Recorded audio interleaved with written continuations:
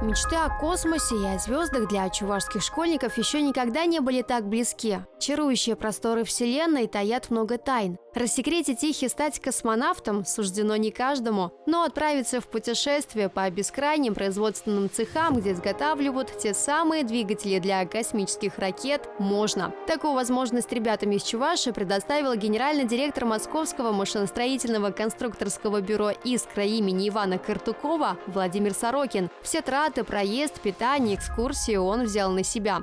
Добрый день, молодое поколение, земляки. С чего такая честь, спросите вы? Владимир Сорокин наш земляк. Он сам родом из чувашской глубинки, из поселка Опытного Цивильского округа. Про таких людей в народе говорят «self-made man» – человек, который сделал себя сам. После окончания 8 класса в Суворовское училище, и после этого в Москву. Вот уже больше 15 лет он руководит большим предприятием. Здесь же находится и конструкторское бюро, и опытное производство, и испытательная база, где тестируют двигатели на твердом топливе и газогенераторы для тактических ракет различных классов и видов базирования. Ведь в продукциях «Искры» нуждаются не только в космосе, но и на земле, в воде и воздухе. Рассказать есть о чем, да и показать тоже. Здесь просто отсутствуют заряды. По размерам, по формам они полностью соответствуют тем изделиям, которые используются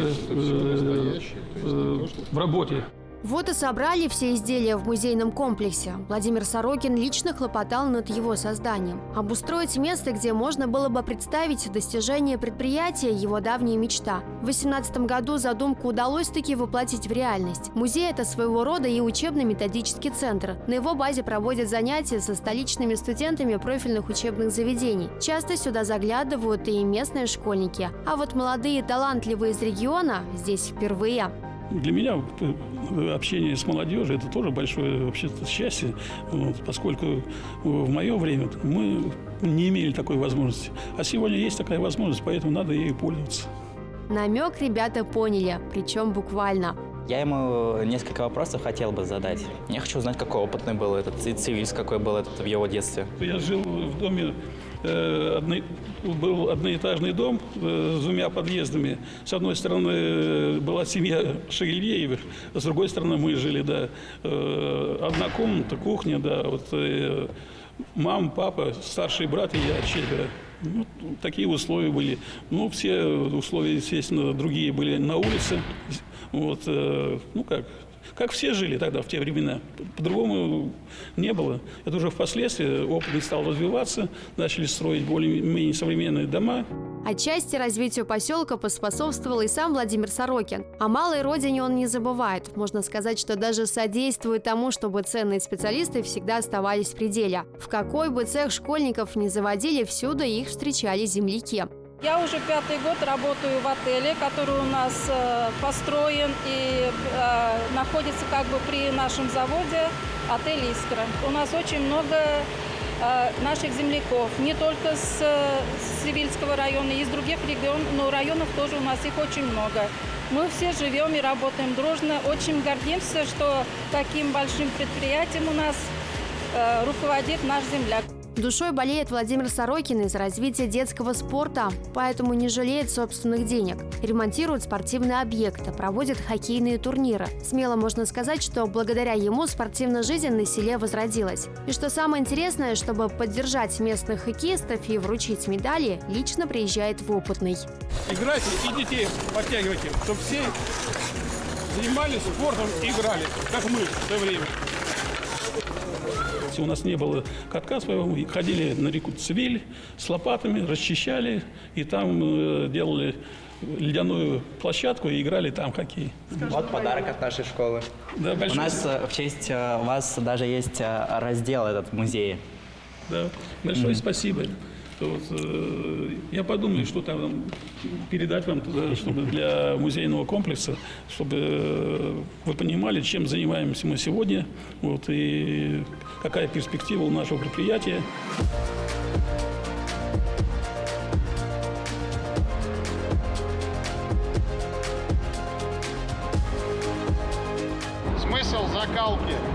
берется деталь, погружается внизу шахта, доходит до 1000 градусов. Она большая, и какая-то вот атмосфера прямо из игр создается. Вот. Мне действительно понравилось здесь. Какие игры? Atomic Heart и Portal 2, наверное.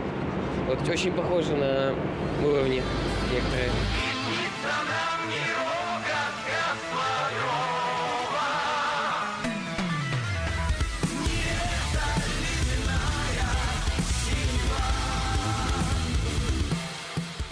Меня впечатлили размеры производства, и то, что здесь производят, это уже масштабно и распространилось по всей стране.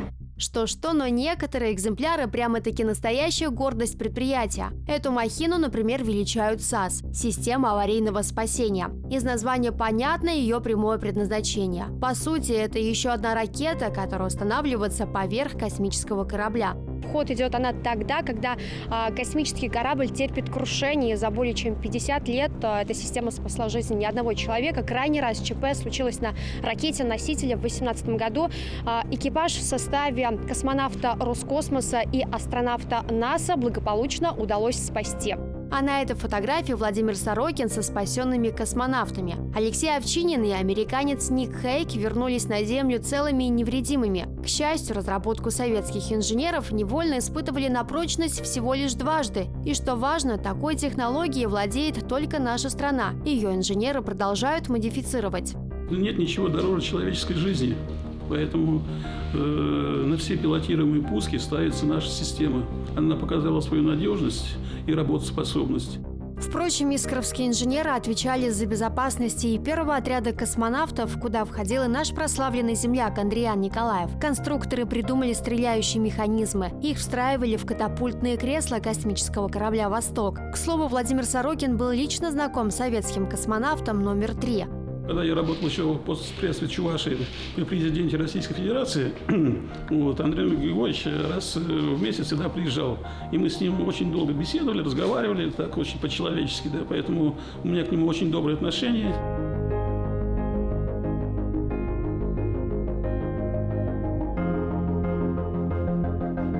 Это посещение и участие в запуске шаттла Discovery. Вот он стоит на старте.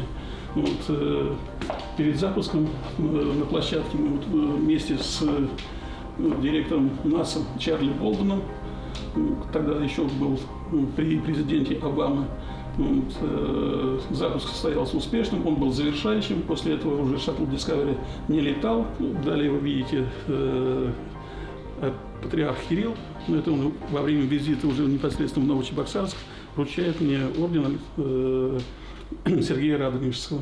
Орден-то вручили за стоящее дело. Мало кто знает, но собор святого князя Владимира, что в Новочебоксарске, появился при непосредственном участии гендиректора «Искры». Республика в финансах ограничена, и если есть возможность помочь, почему бы это не сделать, считает Владимир Сорокин. К слову, спонсирует он и возведение мемориала строителям безмолвных рубежей в Козловском округе. Ведь в лютые 40-е годы окопы рыла и мама мецената.